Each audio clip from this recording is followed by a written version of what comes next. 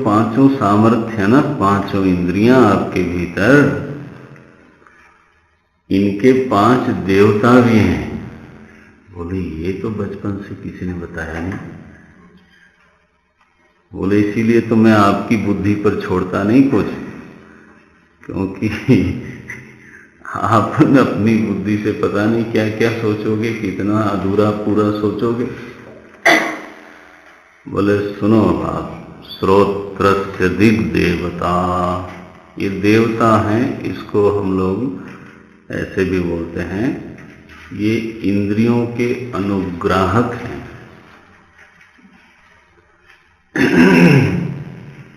अच्छा, यहीं पर एक बात और समझ लो, यहीं पर एक बात और समझ लो कि ये हमारे शास्त्रीय चिंतन में 3 सत्ताएं हैं। एक को हम बोलते हैं आदिदैविक सत्ता, दूसरी को बोलते हैं आध्यात्मिक सत्ता, और तीसरी को बोलते हैं आदि भौतिक सत्ता। अब ये विषय बीच में समझना पड़ेगा। आदिदैविक, आध्यात्मिक और आदि भौतिक। ये क्या होता है, आजकल समाज में बड़ा विचित्र मामला चल पड़ा है। बौद्धिक बेईमानी है भयंकर।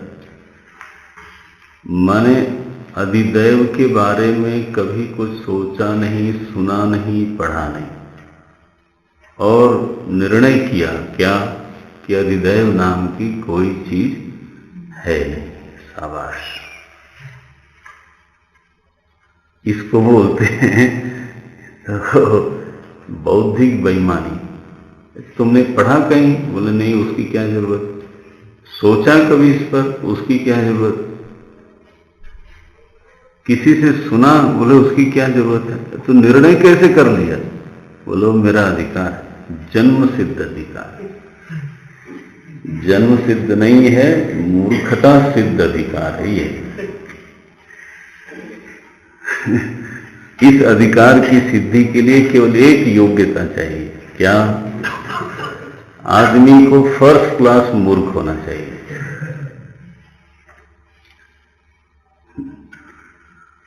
किसी चीज को हाँ या ना दोनों कहने के लिए पूरा विचार की जरूरत है, ठीक? हाँ कहने के लिए भी ध्यान रखना, और फिर ना करने के लिए भी।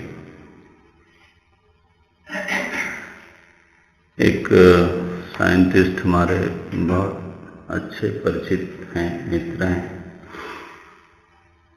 तो बोले जब मैं पीएचडी कर रहा था उस समय हमारे दोस्त के बहकावे में आकर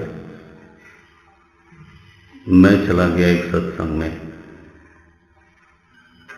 बहकावे में आकर, और वहां मैंने सुना तो मुझे लगा कि अरे ये स्वामी लोग भी थोड़े समझदार लगते हैं। ये भी पढ़ा लिखा लगता है, स्वामी हो के पढ़ा लिखा है, ये तो डिस्क्वालिफिकेशन है महाराज। तो उनको लगा कि मिलना चाहिए इनसे, तो वो प्रवचन होने के बाद एक समय लेके मिले, वो दोनों गए, तो उन्होंने अप्रिशिएट किया कि आपका प्रवचन अच्छा लगा, it was logical, is that. लेकिन महाराज आप ये नहीं कहना, भगवान की बात न करना, भगवान को मैं मानता नहीं। तो पहले परिचय करा दिया था कि मैं साइंस का विद्यार्थी हूँ, पीएचडी कर रहा हूँ, ये वो। अच्छा, ये तो जबरदस्त बात है भाई, आप तो साइंटिस्ट हो, तो आप कैसे भगवान को मानोगे? बोले क्या मतलब है, साइंटिस्ट मानते नहीं? बोले नहीं, ये नहीं कह रहा हूं मैं। तो साइंस तो किसी चीज को तब मानती है जब उसको जान लेती है, एक्सपेरिमेंट करती है, प्रयोग करती है, और एक बार नहीं 1000 बार करती है, तब कहती है हाँ ये चीज ऐसी है। और तभी कहती है कि हाँ ये चीज ऐसी नहीं है। अब फंस गए महाराज वो। बोले 1000 बार प्रयोग करने के बाद कहते हो ये चीज ऐसी है, तो नहीं हो, नहीं है ऐसी, ऐसा कहने के लिए भी 1000 बार प्रयोग करना पड़ता है। तो तुमने भगवान के ऊपर कितने प्रयोग किए? साइंटिस्ट महोदय, क्या ये विचार तुम्हारा साइंटिफिक है?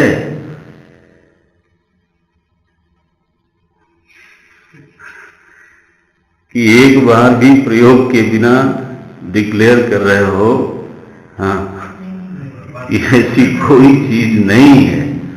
तो मुझे कहने लगे स्वामी जी उस दिन 100% से 50 पे आ गया मैं एक झटके में।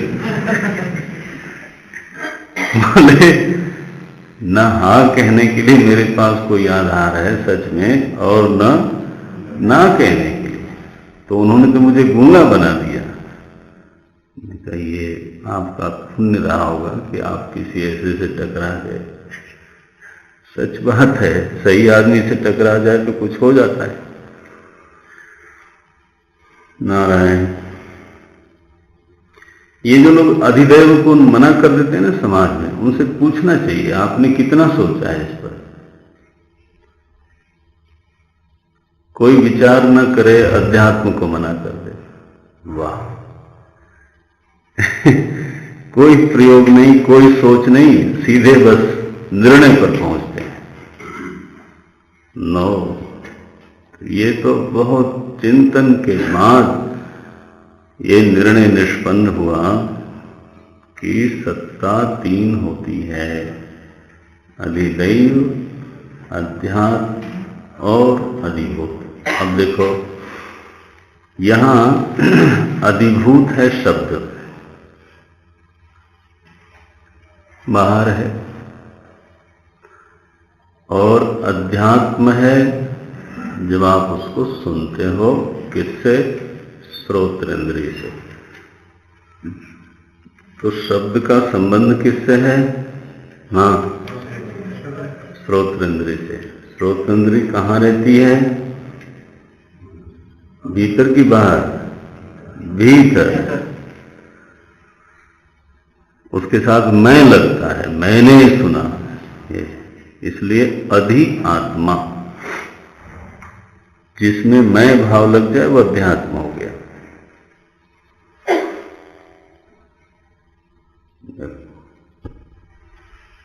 तो शब्द है अधिभूत, कान है, श्रोत्रेंद्रिय है, हाँ, अध्यात्म।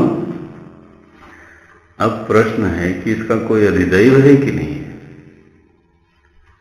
तो यहां उल्लेख करते हैं भगवान भाष्यकार, क्या बोलते हैं? श्रोत्रस्य दिग्देवता। पकड़ में आई बात? ये शब्द कहने के लिए मुझे ये विषय उठाना पड़ा। श्रोत्र के देवता का नाम है दिग, दिग देवता, दिशाओं के देवता। देखो शब्द होवे लेकिन उसको दिशा न मिले ना तो सुनाई नहीं पड़ता। शब्द और श्रोत्रेंद्रिय के बीच में अनुग्रह करने वाला जो तत्व है वो कौन है? कौन है वो? दिग देवता, दिशा। क्या बताएं, ये विषय आते जा रहे हैं और मुझे बोलने की मजबूरी दिखती है, और ये भी भीतर रहता है कि आपके लिए अभी कठिन न हो जाए ये सारा भी।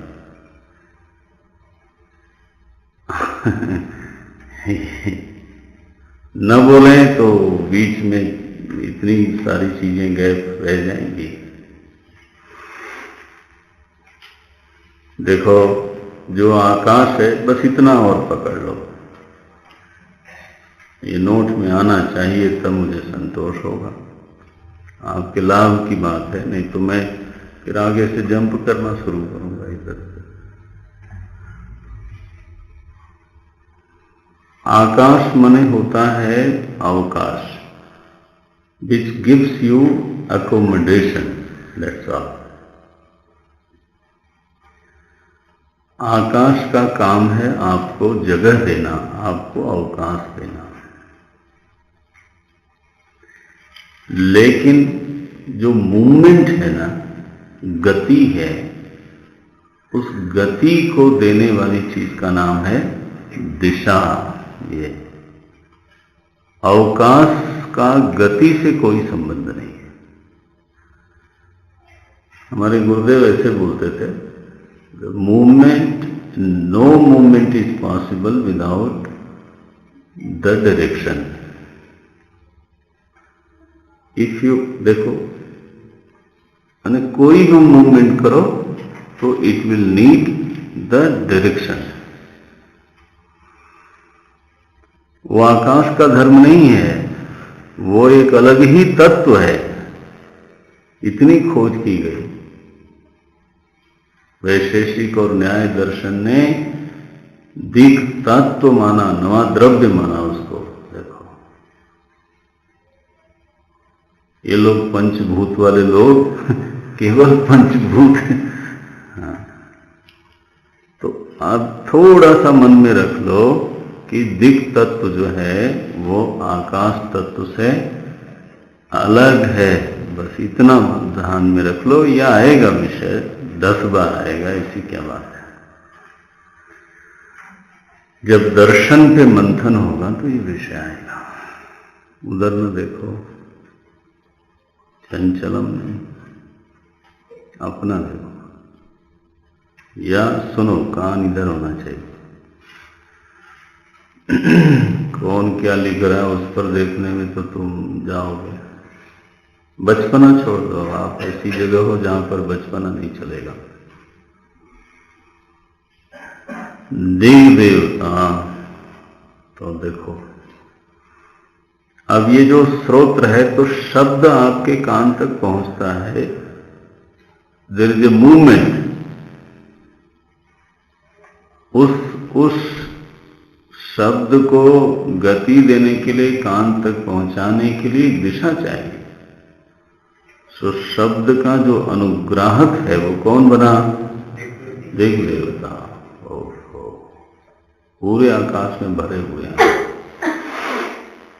तो विनोद में एक महात्मा ने कहा कि इसीलिए जब तुम कोई बात किसी के बारे में बोलते हो, तो भले कहो कि नहीं उनसे मत बोलना और किसी से मत कहना, लेकिन चूंकि वो दिग् देवता हैं उसके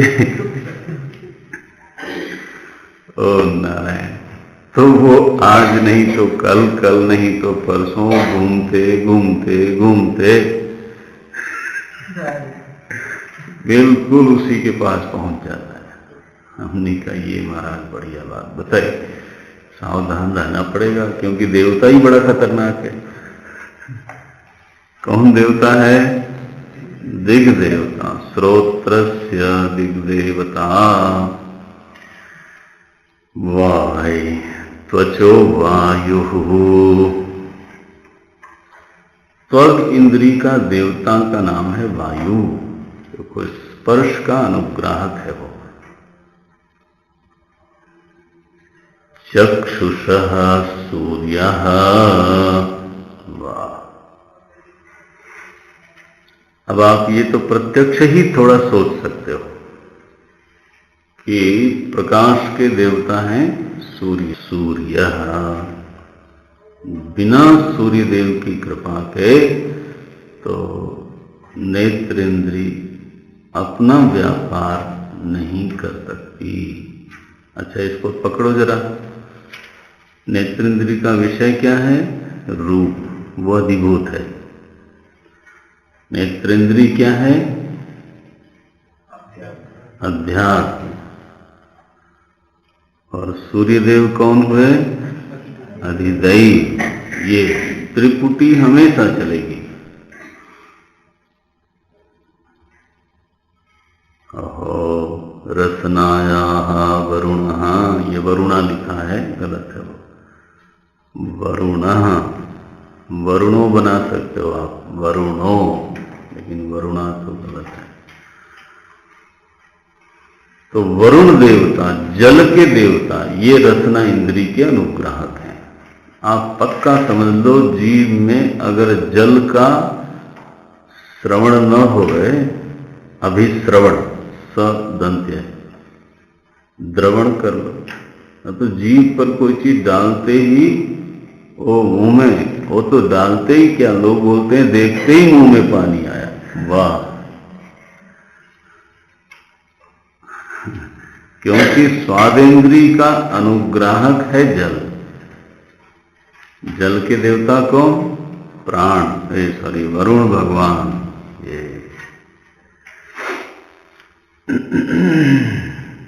देखो संबंध, देखो आप, ये ऐसा संकीर्ण केंद्रित जीवन जीते हैं लोग। तो रचना तो व्यापार नहीं कर सकती बिना वरुण देव के। रचनाया वरुणा घ्राणस्य अश्विनौ। नारायण देवताओं के वैद्य हैं धन्वंतरी, वो तो भगवान के अवतार है। और दूसरे वैद्य हैं कौन? अश्विनी कुमार, बहुत बड़े वैद्य। तो ये जो सुगंध लेते हैं ना, हम नासिका से लेते हैं, घ्राण इंद्री वहीं निवास करती है। और सुगंध लेते समय प्राणन क्रिया होती है, ठीक है ना। प्राणन क्रिया के बिना सुगंध नहीं ले सकते। आप सांस रोको और कहो कि सुगंध आ गई, वो नहीं हो सकती। तो ऐसा संबंध परिलक्षित हो रहा है यहाँ पर कि जो स्वास्थ्य के देवता हैं भगवान अश्विनी, वो आपकी प्राणन क्रिया के देवता हैं। प्राणन क्रिया और घ्राणन क्रिया दोनों का एक अर्थ में भी उच्चारण हुआ है। कहाँ? सीनियर लोग तो कोई बताएंगे नहीं, सुन चुके हैं सब लोग। यत् प्राणेन न प्राणीति येन प्राणः प्रणीयते तदेव ब्रह्मत्वं विद्धि नेदम यदिदम उपासते। मेहनत करनी चाहिए महाराज। इसलिए मैं बोलता हूं ना, सब लोग वेदांत पढ़ते हैं तो वेदांती नहीं होते, क्या करें। ये केनोपनिषद में आता है यत् प्राणेन न प्राणीति, तो वहां प्राणेन का अर्थ है घ्राणेन, क्योंकि इंद्रिय प्रसंग चल रहा है। सो यत् घ्राणेन न घ्राणीति, यह है अभिप्राय। वहां श्रुति ने शब्द क्या लिखा? प्राण। जो घ्राण इंद्रिय के द्वारा जिघ्राणन नहीं कर पाता, माने गंध नहीं हो पाता, गंध ग्रहण नहीं कर पाता, बल्कि जिसकी वजह से घ्राण इंद्रिय गंध ग्रहण करते, ये अनुवाद। सो अश्विनी कुमार ये वैद्य हैं। अब ये देखो पक्षपात हो रहा है, जरा सा बोल देता हूं। इसका मतलब है कि जो प्राणन क्रिया है उसमें कहीं कहीं स्वास्थ्य का संबंध है। देवता कौन है? अश्विनी कुमार। क्या लिखते हैं ये? घ्राणस्य अश्विनौ। ये श्रीमद् भागवत भगवान ने लिखा, तो भगवान के ही अवतार हैं भागवत जी, तो विग्रह है महाराज उनके। तो उस वहां लिखा, कपिल भगवान ने उपदेश किया माता जी को, तो बोले प्राणायामेन देह दोषात्, देह दोष की निवृत्ति करो। किससे? प्राणायाम से। तो यह माने संबंध है, गहरा संबंध है।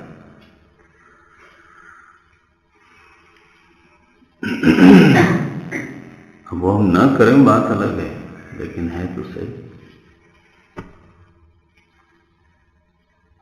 तो अश्विनौ, घ्राणस्य अश्विनौ इति ज्ञानेन्द्रिय देवता। इस प्रकार से ज्ञानेन्द्रियों के ये 5 देवता हो गए। लगे हाथ, ये भी बोलना जरूरी है कि फिर 5 ज्ञानेन्द्रियों का अधिभूत क्या है, विषय क्या है।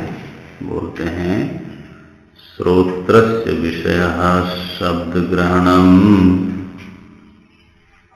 श्रोत्र का विषय है शब्द ग्रहण, शब्द को ग्रहण करना, यही श्रोत्रेंद्रिय का विषय है।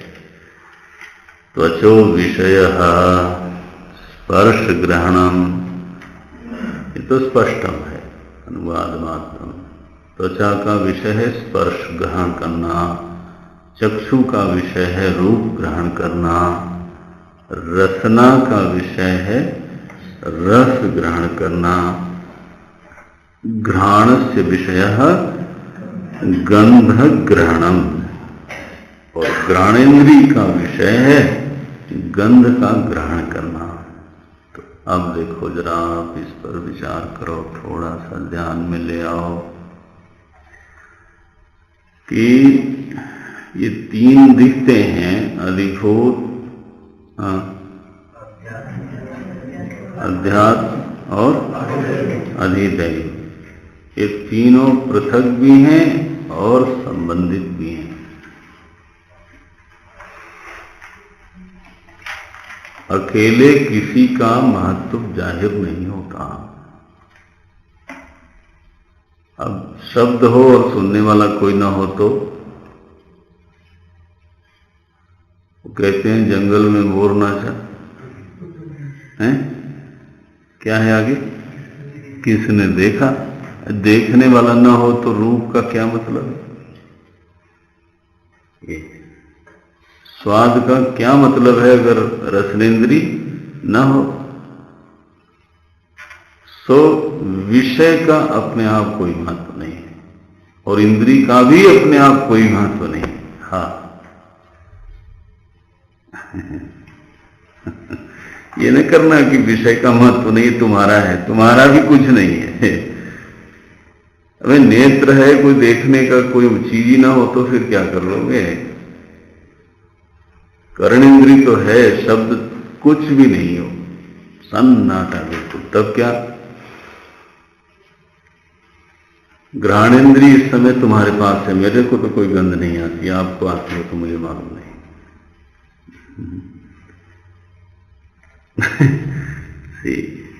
रसनेन्द्रिय तो है आपके मुंह में इस समय बैठी हुई है, स्वाद क्या है। बोले महाराज याद न दिलाओ, अभी समय होने ही वाला है। देखो देखो, और कहने पर शायद वरुण देवता भी आ गए होंगे।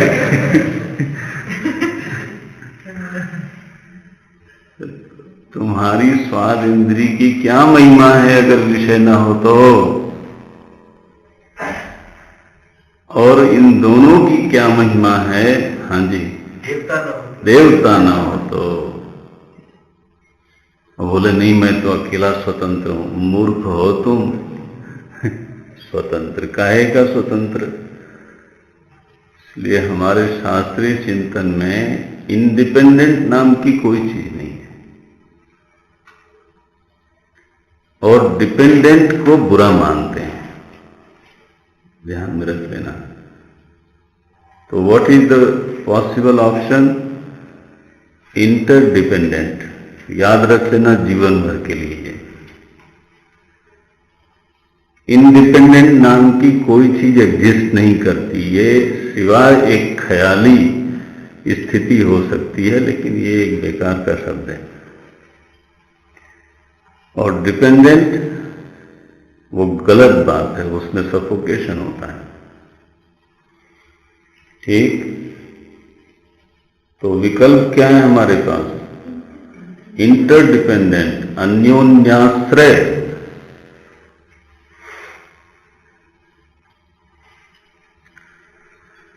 निराश्रय होना संभव नहीं है, अन्याश्रय होना बुरी चीज है। हाँ, सही चीज क्या है? बोले अन्योन्याश्रय, अनन्य नहीं। अन्योन्याश्रय, अन्य अन्य का अन्य आश्रय बनता है, इंटरडिपेंडेंस। अन्यस्य अन्यः आश्रयः। आप किसी के आश्रय बनते हो, आपका कोई आश्रय बनता है। पूरा विश्व इस तंत्र में निबद्ध है। पूरा विश्व बोल रहा हूं मैं, जिम्मेदारी से बोल रहा हूं, चैलेंज करके। विचार बल होना तो आप कहीं भी कुछ भी बोल सकते हो, ताकत होनी चाहिए।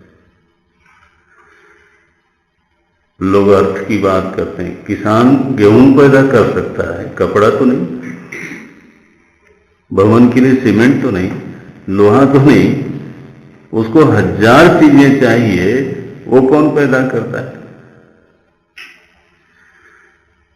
सभी लोग एक दूसरे पर आश्रित हैं मेरे प्रभु। इसलिए ये जो बिल्कुल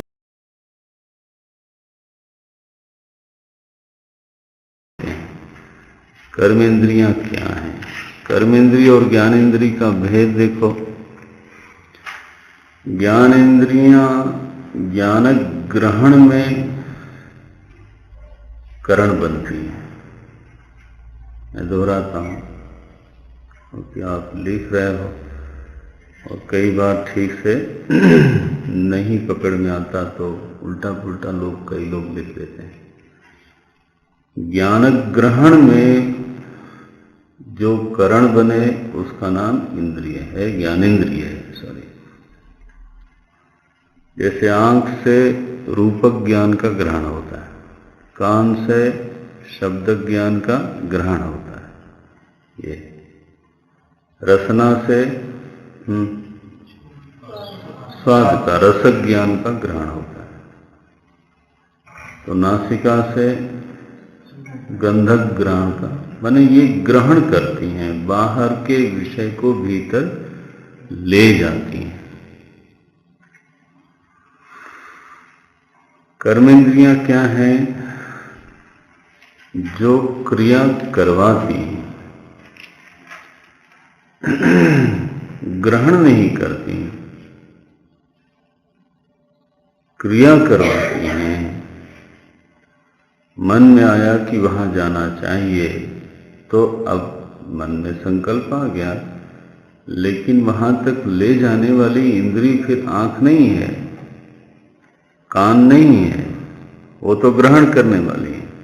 ले जाने के लिए फिर इंद्री चाहिए, पाद इंद्री। ये फूल बहुत सुंदर है, थोड़ा छूना चाहिए इसको। हाँ, तो अब आंख ने बताया सुंदर है, उसका काम इतना ही है, लेकिन फिर उसको छूना चाहिए, तो फिर वहां तो हस्तेंद्रिय चाहिए। एक चीज गिर रही है, पकड़ो पकड़ो उसको, तो आंख से थोड़ा पकड़ेंगे, बोले मैं तो कान से पकड़ लूंगा। कान से पकड़ लूंगा, ये तो हाथ चाहिए। माने क्या है, क्रिया जो हम करते हैं जीवन में, उसके लिए भी कुछ करण चाहिए। तो चूंकि वो क्रिया के करण है, इसलिए उनका नाम रखा गया कर्मेंद्रियाणि। ये देखो क्या क्या है वो, बोले ये भी 5 हैं। वाक, ये जो वाग इंद्रिय है वो एक करण है, ज्ञान इंद्रिय नहीं है। वो क्या है? वो कर्मेंद्रिय है, व्यवहार करती है, रिएक्ट करती है, क्रिया करती है। किसी को जाते हुए देखा मैंने, आंख ने देख लिया, देखने के बाद मन में भाव आया कि ये तो, इसको तो बुलाना चाहिए, इसी को तो मैं देख रहा था, कहाँ है? अब आंख से थोड़ा बुलाओगे, तो फिर वो क्यों क्रिया करवाएगी? वो है वागेंद्री। वागेंद्री ओम नारायण। सो वाक पाणी माने हाथ, पाद माने पैर, पायु मलत्याग की इंद्री, उपस्थानी तो बोले जननेन्द्रिय। ये 5 इंद्रियां हैं। जननेन्द्रिय तो पायु इंद्री मलत्याग की इंद्री, पाद इंद्री पाणी माने हाथ, और वाक माने वाग इंद्री वाणी। ये 5 कर्म में साधन बनती हैं, इसलिए इनका नाम रखा गया कर्मेंद्रियाणी। अच्छा भाई, तो इनके भी अनुग्राहक देवता हैं। ये तो हो गए अध्यात्म। अब अधिदैव कौन है? ध्यान रखना, जो आपके भीतर है, जिसको आप मैं बोलते हो, वो तो हो गया अध्यात्म। जैसे मेरा पांव, और पांव चला तो उस क्रिया को कौन क्या बोलेगा? मैं चला। चला कौन? पैर। आप क्या बोलते हो? मैं चला। आत्मबुद्धि हो जाने के कारण, मैं लग जाने के कारण उसको बोलते हैं अध्यात्म। ये जहां से जहां तक मैं का संबंध है उसको अध्यात्म बोलते हैं। ठीक है, इतना मोटा समझ कर रखो। जहां से जहां तक मैं का संबंध है, तो ज्ञान इंद्रियों में भी मैं लगा है। जैसे देखती आंखें हैं, आप क्या बोलते हो? मैं देखता हूं। श्रवण में साधन है कान, आप बोलते हो मैं सुनता हूं। तो कर्मेंद्रियों में भी मैं लगता है, इसलिए ये तो हो गया अध्यात्म। क्या क्या है वो? वाक, पाणी, पाद, पायु, उपस्थ, ये 5। अब अधिदैव क्या है? उनके देवता कौन हैं? जो उनके अनुग्राहक हैं वो कौन है? नाम लिया है वाचो देवता वह्नि।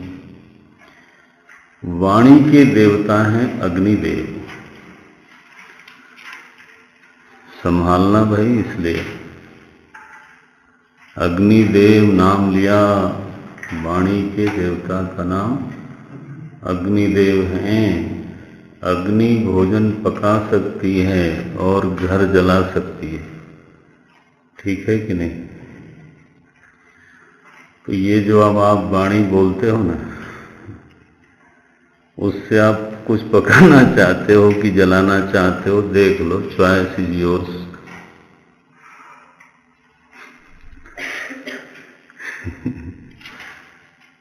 बनता है? देखो क्या लिखा है। सावधान करने के लिए भी मेरे ख्याल से ये वाक्य काम आवेंगे। ऋग्वेद का जो प्रथम मंत्र है, अग्नि मीले पुरोहितम सर्वरत्न धा, उसमें वेद मंत्र में आया अग्नि सारे रत्नों की खान है। सारे रत्नों। अब वेद का प्रथम मंत्र वो भी ऋग्वेद का। अब सायणाचार्य जी ने इसकी व्याख्या आरंभ करी। 3 भाष्य है ना, सायणाचार्य जी का, उव्वट का और महीधर का। ये 3 महापुरुष ने, देखो हम लोग तो वेद को एक वाक्य भी नहीं समझ पाते जल्दी। कहलाने के लिए वैदिक हैं हम लोग। हिंदुओं की बड़ी दुर्दशा है, मूल ग्रंथ का दर्शन भी कई बार नहीं कर पाते हो। इसलिए मंदिर में रखवा दिया कि कम से कम आके दर्शन तो कर लो। तो कहने के लिए वैदिक हैं, वेद को कभी देखा ही नहीं, पढ़ने की बात छोड़ो। तो सर्वरत्नधा जब कहा तो उसका अभिप्राय बनता है सायणाचार्य जी लिखते हैं कि जितने भी रत्न हैं वो हमारे उपयोग में आने के पहले अग्नि में से निकलते हैं। सोना, लोहा, चांदी सब तो रत्न है ना, पत्थर नहीं, रत्न।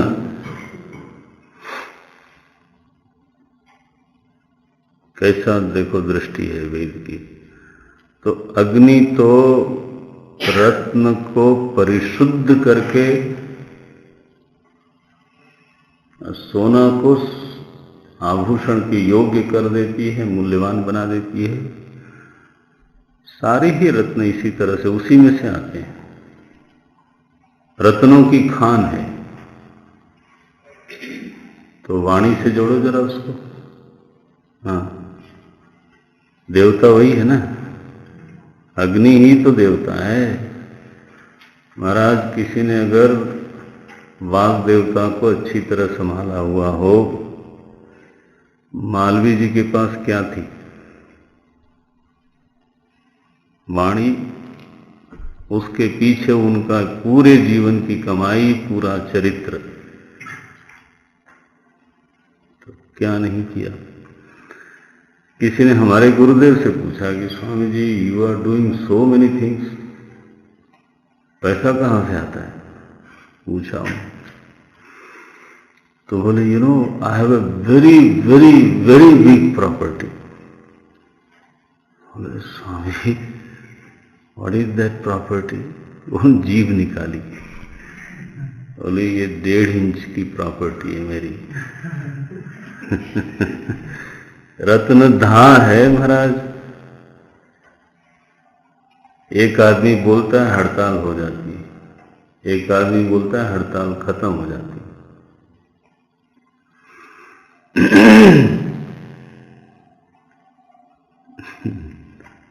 लोग समझते हैं मैंने भाषा सीख ली से इसलिए मुझे बोलना आ गया। महाराज ऐसा नहीं होता। ये तो ऐसी चीज है, रोज इसका परिष्कार होना चाहिए। देवता कौन है? अग्नि। अग्नि को हमेशा नियंत्रण में रखो, तब काम आती है। जैसे ही उस पर से नजर हटी, हाँ, बस हो गया काम, छुट्टी हो गई। भले मैंने तो घर में इसलिए जलाया था कि सर्दी दूर करेगी। बोले, अब घर ही नहीं है, खूब सर्दी में आनंद करो।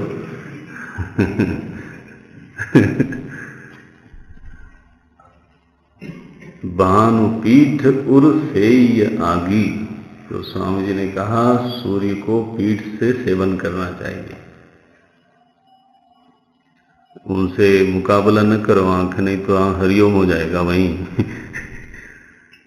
और आग के सामने रहो, पीठ मत करना। उर सेय आगी। क्यों? क्योंकि वो तुम्हारी नजर में रहेगी कि चिंगारी कोई निकली तो कहीं इधर उधर न चली जाए।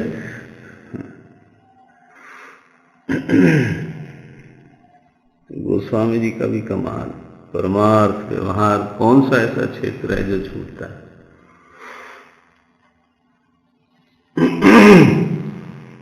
ये वाणी के साथ जोड़ देना आप। नजर में रहनी चाहिए, कंट्रोल रहनी चाहिए, संभाल के निरंतर नियंत्रण में रहना चाहिए। अग्निदेव का निवास रहता है, वही उसके अनुग्राहक हैं। ये है। ये तो व्यवहार को जोड़ देता हूं मैं वेदांत के साथ। उसका जो क्या बोलते हो आप लोग, अप्लाइड मीनिंग, वो भी साथ में बीच बीच में चले तो अच्छा है। अनुवाद से तो काम चलता नहीं। तो ध्यान रखना इसका। चाहे तो सारे रत्न इसमें से निकल जाए, दुनिया वश में आ जाए।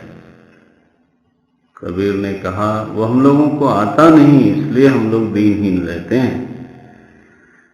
चीजें तो भगवान ने दे रखी हैं। क्या बोले? वाणी, ऐसी बोलिए। हाँ, मन का आपा खोए औरन को शीतल करे, आपों शीतल होए। वशीकरण एक मंत्र है। बोले एक मंत्र दूंगा तुमको, जो भी तुम्हारे नजदीक आवेगा वश में हो जाएगा। लो, लोग काले कपड़े पहन के आधी रात को खोपड़ी के ऊपर बत्ती जला के पता नहीं क्या क्या वशीकरण करते रहते हैं। यहाँ कबीर ने खुलेआम एक मंत्र दिया, लेकिन समस्या है कोई उसको लेता ही नहीं वो खोपड़ी वाला मंत्र चाहिए। 6 वशीकरण एक मंत्र है, तजदे वचन कठोर। बेलगाम बोलने का जो है ना अभ्यास बढ़ाते हैं, वो स्वयं के विरुद्ध है, सुइसाइडल है।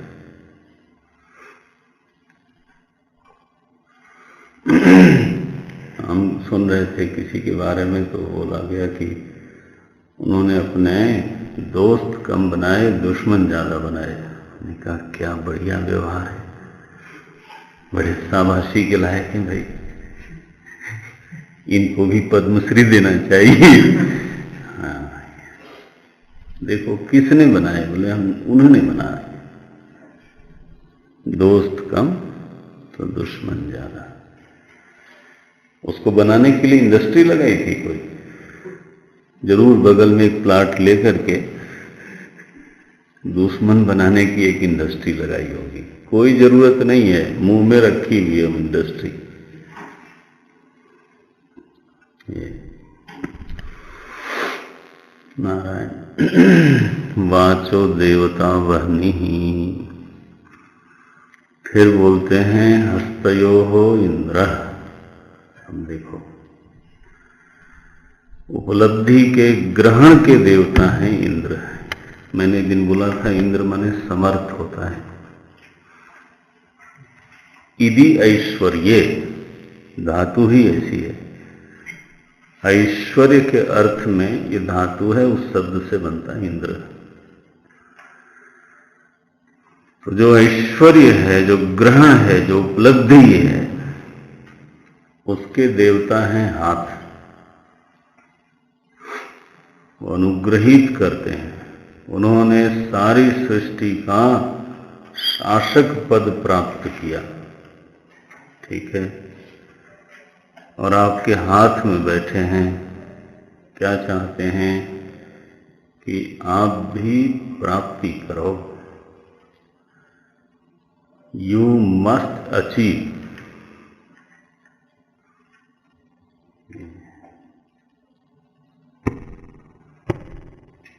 जब हम अर्जुन को सुनते हैं, अर्जुन के बारे में, महाबाहो, महाबाहो माने 6 फीट की बाहें हैं उसकी, बोलते हैं ना महाबाहो। तो बायोलॉजिकल एबनॉर्मल ऐसा नहीं है। महाबाहो माने द मैन ऑफ अचीवमेंट, उपलब्धि पुरुष, जिसकी उपलब्धियां महान हैं, हाथ की लंबाई नहीं। क्या बोलते हो, कानून के हाथ बड़े लंबे होते हैं, देखा है हाथ कभी? भाषा के मर्म में जाना चाहिए। तो ये हैं हाथ हमारा, हाथों के देवता हैं इंद्र। आपको उपलब्धि कराने में मदद करते हैं। सुबह सुबह लोग हस्त दर्शन करते हैं। क्या बोलते हैं? अग्रे वसते लक्ष्मी, करमध्ये करमूले तु। का मतलब है कि तीनों हमारे हाथ में। जब आप शब्द हिंदी में बोलते हो ये तो मेरे हाथ की बात है, तो हाथ की बात है माने आई कैन अचीव इट। और मंत्र क्या बोल रहा है? लक्ष्मी भी प्राप्त कर सकते हो, सरस्वती भी प्राप्त कर सकते हो, और तो क्या बोलो, गोविंद को भी प्राप्त कर सकते हो। ये सुबह ही याद दिलाता है ऋषि कि यहां से शुरू करो। लेकिन अब यह है कि उसका भाव जग जाए, जितना जग जाए। हस्तयो इंद्रः वाचो वह्निः पादयोः विष्णु व्यापकत्वात् विष्णु। भगवान विष्णु, भगवान का एक नाम है विष्णु, उसका अर्थ होता है व्यापक।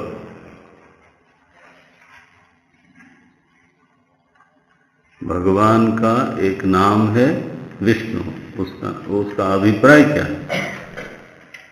व्यापक। नारायण। तो व्यक्ति को, ये तो भगवान की बात होगी, व्यक्ति का दायरा बढ़ाने में, उसको एक देश से दूसरे देश में ले जाने में जो इंद्रिय सहयोग करती है, करण बनती है, उसका नाम है पैर।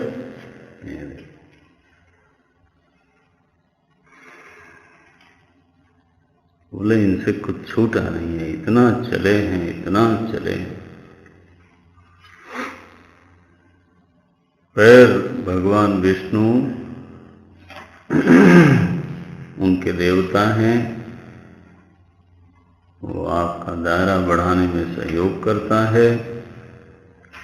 और एक बड़ी बात और है कि इसलिए पाद पूजा होती है, हस्त पूजा कभी होती नहीं। कभी सुना है हस्त पूजा? किसी संत की पाद पूजा करते हैं, भगवान का चरण स्पर्श करते हैं। बोले मैं तो मस्तक स्पर्श करूंगा। घर में एक संत है, बोले पांव क्या छूना? पांव कोई छूने की चीज है? फिर अब सोचो आप क्यों आप करते हो चरण स्पर्श,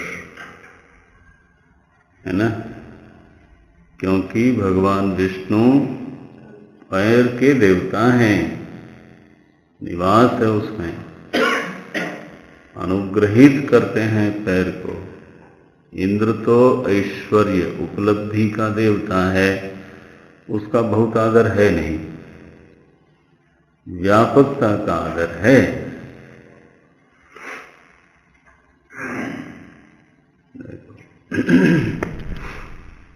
पादयोर्विष्णुः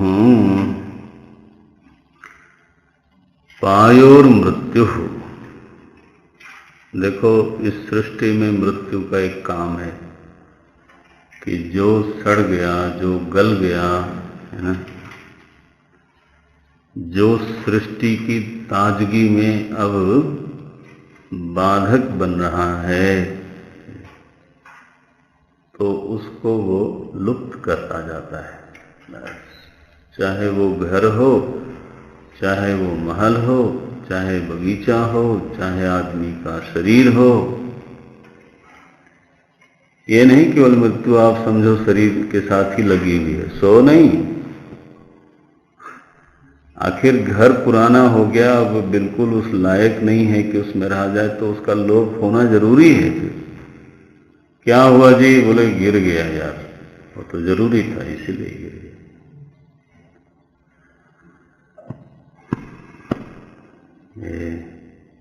विसर्जन करने की एक निरंतर प्रक्रिया इस पूरे ब्रह्मांड में चल रही है। जो अब योग्य नहीं रहा, उसका विसर्जन होता रहता है, होता रहता है, होता रहता है। मृत्युर्धावति पंचधा। ओहो, बोले जैसे कोई दौड़ दौड़ के काम करता हो, ऐसे ही सृष्टि में ये मृत्यु दौड़ दौड़ करके अपना काम करती है, सफाई में लगी है बिल्कुल। आप पौधों को कभी ध्यान से देखें पीले हुए और विसर्जित हो गए, बस। तो वृक्ष ताजा दिखता है, नहीं तो फिर मुश्किल हो जाए। पिछली 10 पीढ़ी तक के लोग अगर बचे रह जाएं तो नारायणम, ओम नारायण, हालत खराब हो जाएगी।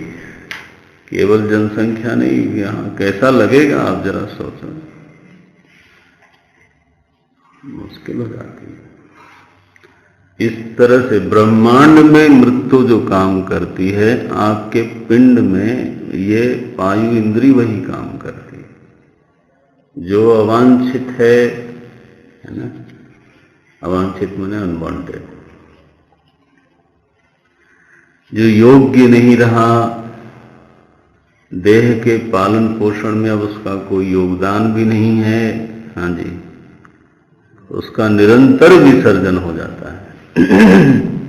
तो वायु इंद्री विसर्जन की इंद्रिय है, वो वही काम करती है। संबंध समझ में आया? ब्रह्मांड में मृत्युदेव, पिंड में वायु इंद्रिय, दोनों का परस्पर अनुग्राहक अनुग्रहित संबंध है। वायु इंद्रिय अध्यात्म है और यमदेव मृत्युदेव अधिदैव है।